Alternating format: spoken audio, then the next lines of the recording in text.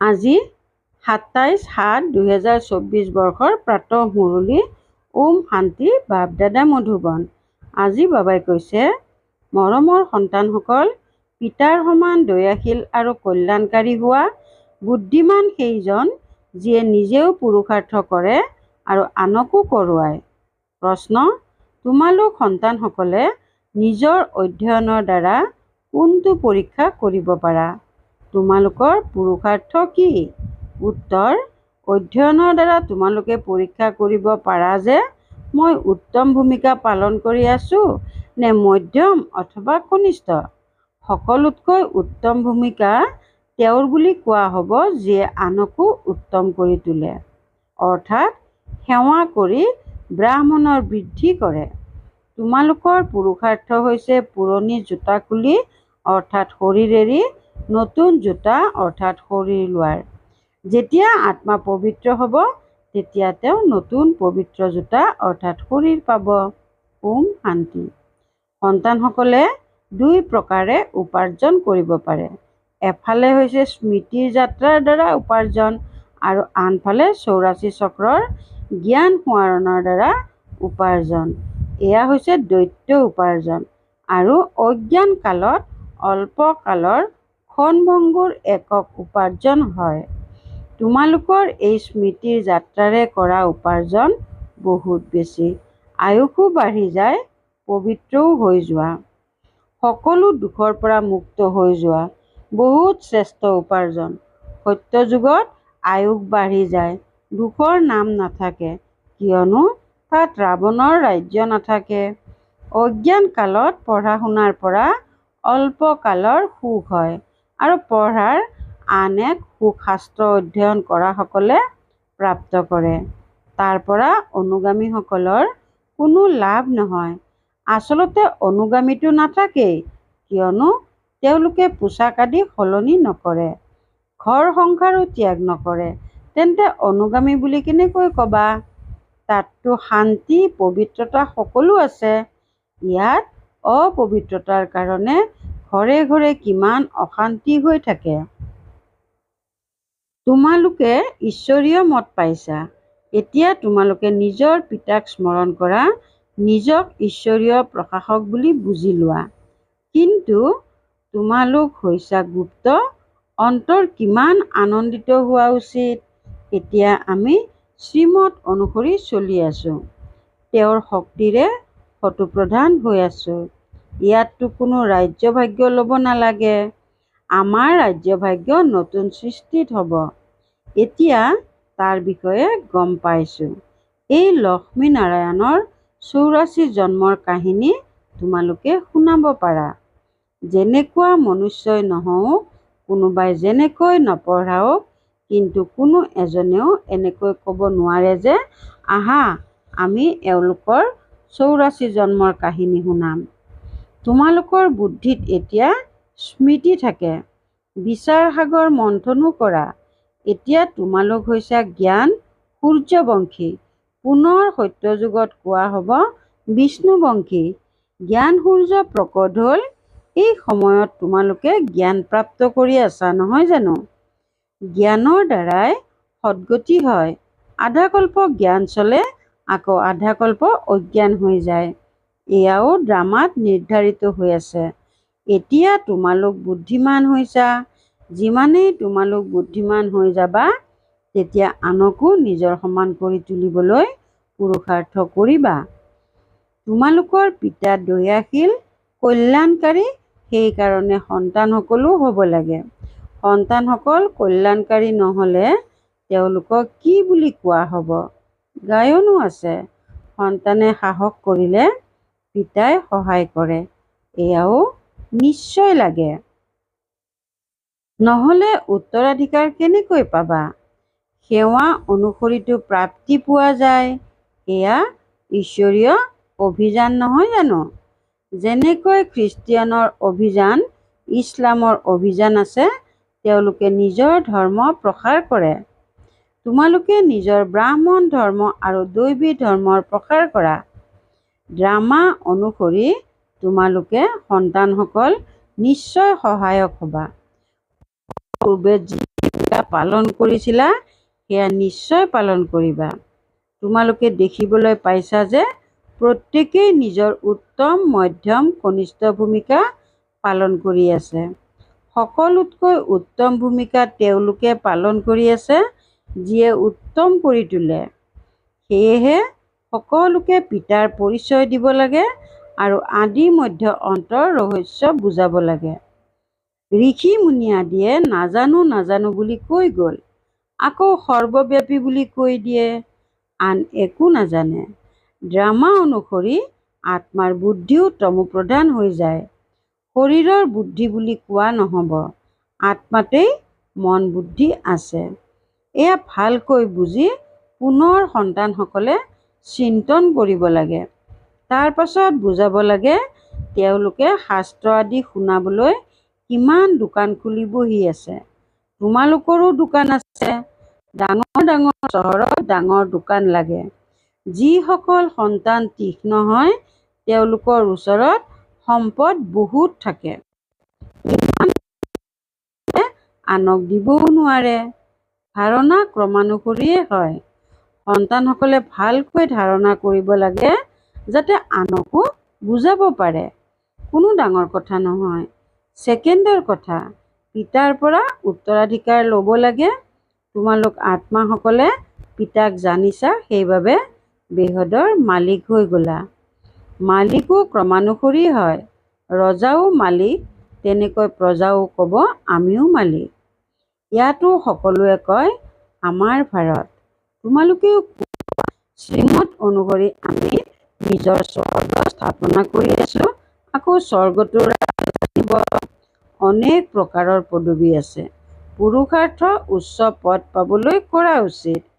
পিতাই কয় যিমান এতিয়া পুৰুষাৰ্থ কৰি পদ পাবা সেয়াই কল্প কল্পান্তৰৰ কাৰণে হ'ব। পৰীক্ষা নম্বৰ পালে তেতিয়া হাত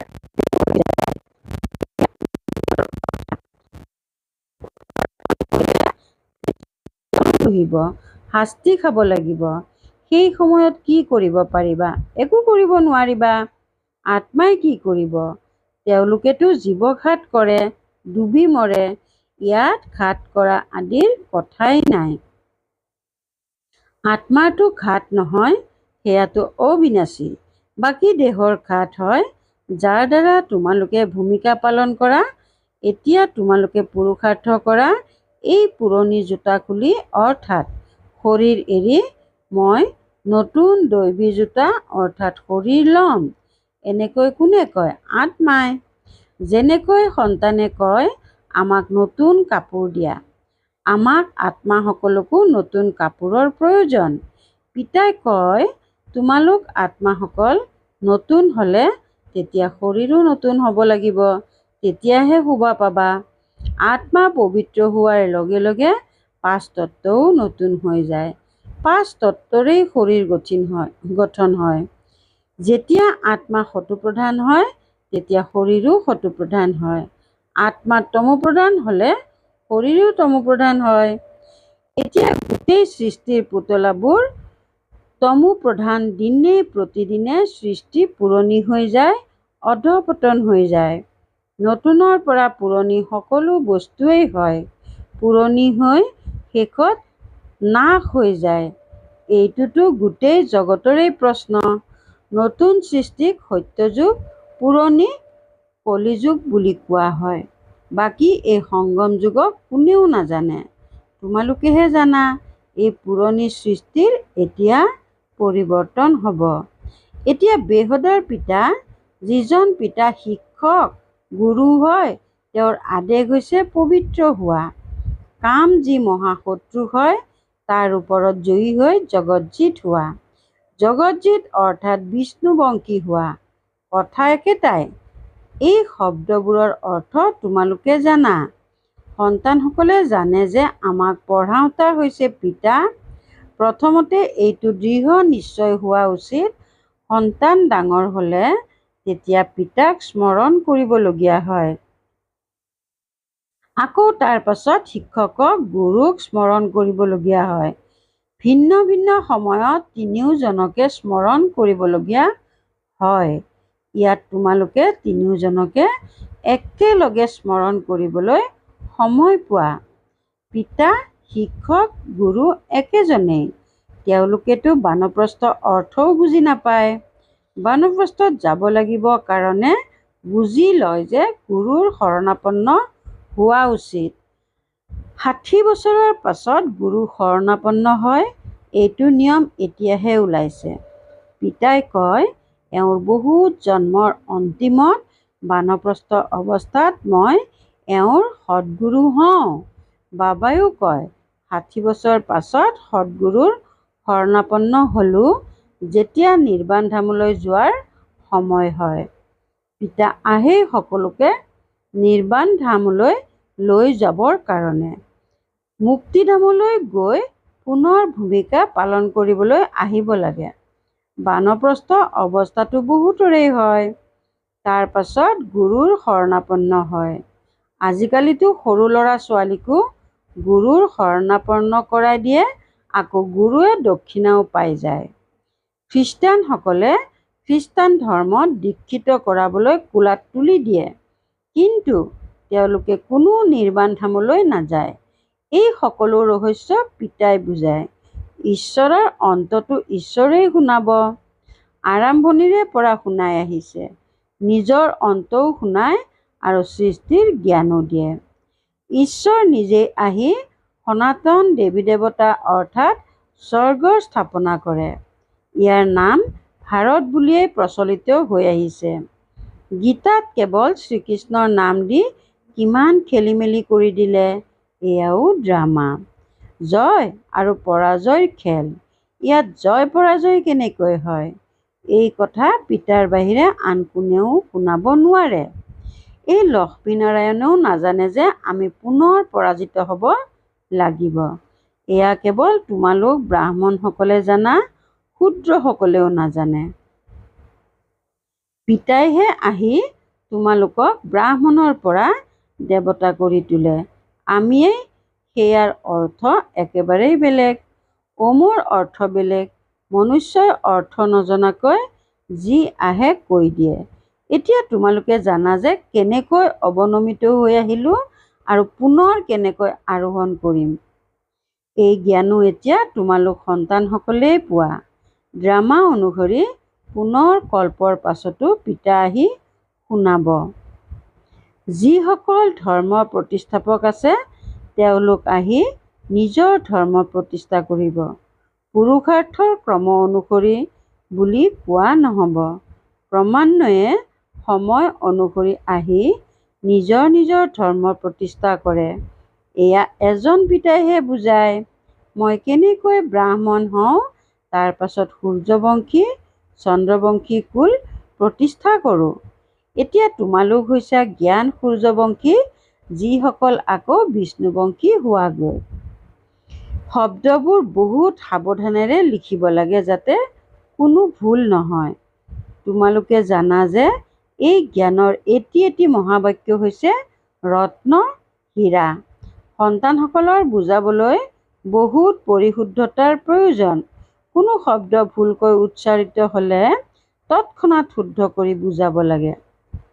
সকলোতকৈ ডাঙৰ ভুল হৈছে পিতাক পাহৰি যোৱাটো। পিতাৰ আদেশ হৈছে মামেকম, অৰ্থাৎ কেৱল মোক স্মৰণ কৰা। এইটো পাহৰিব নালাগে। পিতাই কয়, তোমালোকে মোৰ বহুত পুৰণা প্ৰেমিকা। তোমালোক সকলো প্ৰেমিকাৰ এজনেই প্ৰেমিক। তেওঁলোকতো এজন আনজনৰ চেহেৰাৰ ওপৰত প্ৰেমিক-প্ৰেমিকা হয়। ইয়াতো এজনেই প্ৰেমিক। তেওঁ এজনেই কিমান প্ৰেমিকাক স্মৰণ কৰিব। অনেকে এজনক স্মৰণ কৰাটো সহজ। এজনে কেনেকৈ অনেকক স্মৰণ কৰিব। বাবাক কয়, বাবা, মই তোমাক স্মৰণ কৰোঁ। আপুনি মোক স্মৰণ কৰেনে?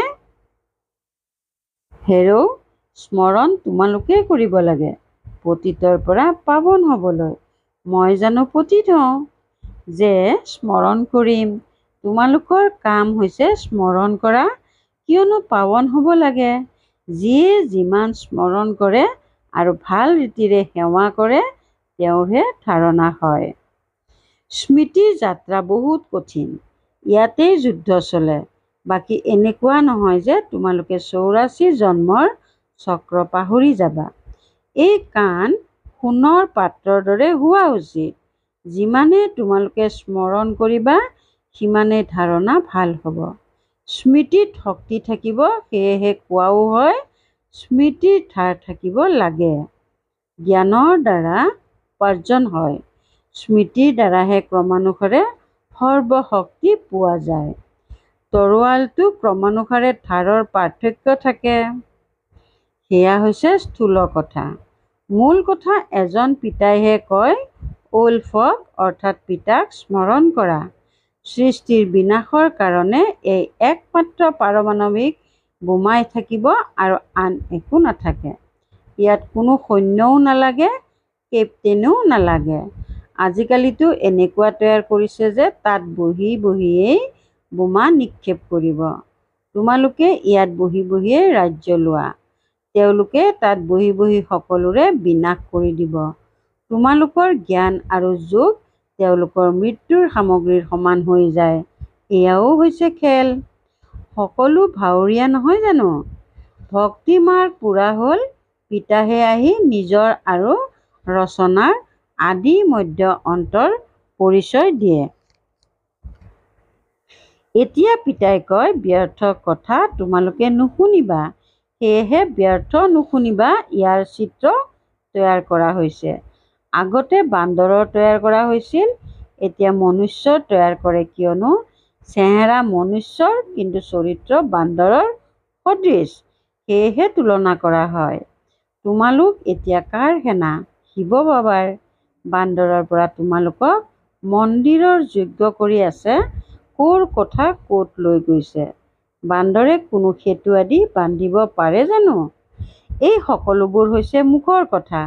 যদি কেতিয়াবা কোনোবাই সোধে যে আপোনালোকে শাস্ত্ৰ মানেনে? কোৱা, বাহ, এনেকুৱা কোন হ'ব পাৰে যিয়ে শাস্ত্ৰক নামানিব? আমি সকলোতকৈ বেছিকৈ মানো। আপোনালোকেও ইমান নপঢ়ে যিমান আমি পঢ়োঁ। আধা কল্পই আমি পঢ়িছোঁ। স্বৰ্গত শাস্ত্ৰ ভক্তিৰ কোনো সামগ্ৰী নাথাকে। পিতাই কিমান সহজকৈ বুজায়, তাৰ পাছতো আনক নিজৰ সমান কৰি তুলিব নোৱাৰে। সন্তানসকলে বন্ধনৰ কাৰণে ক'তো ওলাব নোৱাৰে। ইয়াকো ড্ৰামা বুলিয়েই কোৱা হ'ব। পিতাই কয়, এসপ্তাহ বা 15 দিন পাঠ্যক্ৰম কৰি তাৰ পাছত নিজৰ সমান কৰি তোলাত লাগি যোৱা উচিত। য'ত ডাঙৰ ডাঙৰ চহৰ আছে, ৰাজধানীত বেৰি ধৰিব লাগে, তেতিয়াহে তাৰ পৰা আৱাজ ওলাব, অৰ্থাৎ প্ৰভাৱ বিস্তাৰ হ'ব। ডাঙৰ ব্যক্তি অবিহনে আৱাজ ওলাব নোৱাৰে। মজবুত আৱৰণৰ সৃষ্টি কৰা, তেতিয়া বহুত আহিব। পিতাৰ নিৰ্দেশনা নোপোৱা জানো? ভাল বাৰু। অতি মৰমৰ কল্পৰ পাছত পুনৰাই মিলিত হোৱা সন্তানসকলৰ প্ৰতি মাতা পিতা বাপ দাদাৰ স্নেহপূৰ্ণ স্মৰণ আৰু সুপ্ৰভাত। আত্মিক পিতাৰ আত্মিক সন্তানসকলক নমস্কাৰ। ধাৰণাৰ বাবে মুখ্য সাৰ। 1 নম্বৰ, জ্ঞান আৰু যোগেৰে নিজৰ বুদ্ধি পৰিশোধিত কৰিব লাগে। পিতাক পাহৰি যোৱাৰ ভুল কেতিয়াও কৰিব নালাগে। প্ৰেমিকা হৈ প্ৰেমিকক স্মৰণ কৰিব লাগে। 2 নম্বৰ, বন্ধনমুক্ত হৈ নিজৰ সমানকৈ গঢ়ি তোলাৰ সেৱা কৰিব লাগে। উচ্চ পদ পোৱাৰ পুৰুষাৰ্থ কৰিব লাগে। পুৰুষাৰ্থত কেতিয়াও অন্তৰ দুখী হ'ব নালাগে। বৰদান, 1 মিনিটৰ একাগ্ৰ স্থিতিৰে শক্তিশালী অনুভৱ কৰোঁতা আৰু কৰাওঁতা একান্তবাসী হোৱা। 1 মিনিটৰ একাগ্ৰ স্থিতিৰে শক্তিশালী অনুভৱ কৰোঁতা আৰু কৰাওঁতা একান্তবাসী হোৱা।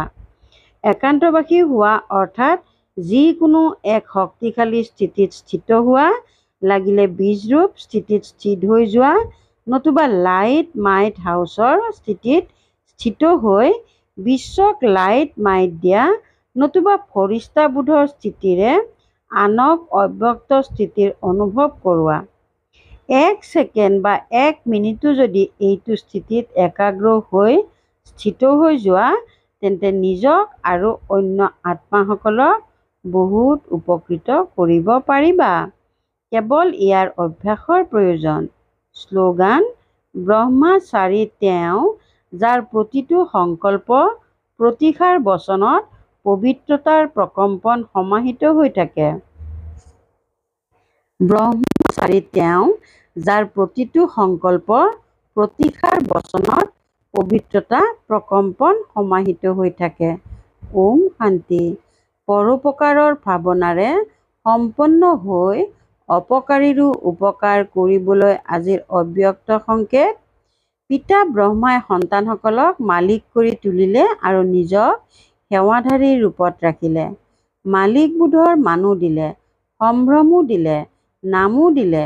গতিকে যেনেকৈ পিতাই নাম, মান, সম্ভ্ৰম সকলো ত্যাগ কৰিলে, পৰোপকাৰ কৰিলে, সন্তানসকলৰ সুখতেই নিজৰ সুখ বুলি ভাবিলে, সন্তানসকলৰ বিস্মৃতিৰ কাৰণে হোৱা দুখৰ অনুভৱক নিজৰ দুখ বুলি ভাবিলে, তেনেকৈ পিতাক অনুসৰণ কৰি পৰোপকাৰৰ ভাৱনাৰে সম্পন্ন হোৱা, তেতিয়া বিশ্ব কল্যাণৰ কাৰ্য সম্পন্ন হ'ব। ওম শান্তি।